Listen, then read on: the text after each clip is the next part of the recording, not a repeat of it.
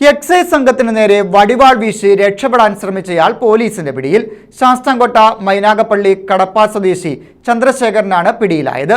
വീട് കേന്ദ്രീകരിച്ച് മദ്യവിൽപ്പന നടത്തുന്നുണ്ടെന്ന രഹസ്യവിവരത്തെ തുടർന്ന് പരിശോധനയ്ക്കെത്തിയ എക്സൈസ് സംഘത്തിന് നേരെയാണ് ആക്രമണം ഉണ്ടായത്.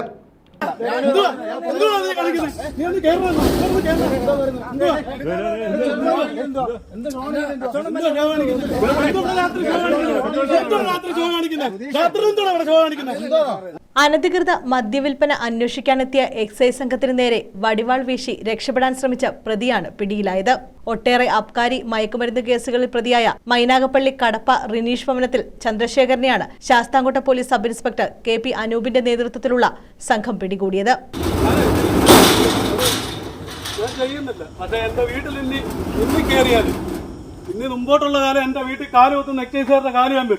സംഭവത്തിൽ ഇയാളുടെ സഹോദരൻ ചന്ദ്രബാബു, സുഹൃത്ത് പ്രശാന്തൻ എന്നിവരെയും പ്രതി ചേർത്തു. ശനിയാഴ്ച രാത്രി 7:30യോടെയായിരുന്നു സംഭവം. വീട് കേന്ദ്രീകരിച്ച് മദ്യവും കഞ്ചാവും വിൽപ്പന നടത്തുന്നുണ്ടെന്ന വിവരത്തിന്റെ അടിസ്ഥാനത്തിൽ എത്തിയതായിരുന്നു എക്സൈസ് സംഘം. പരിശോധനയ്ക്ക് ശ്രമിക്കുന്നതിനിടെ മുറിക്കുള്ളിൽ നിന്ന് വടിവാൾ ഉൾപ്പെടെയുള്ള ആയുധങ്ങളുമായി ആക്രമണത്തിന് മുതിരുകയായിരുന്നു.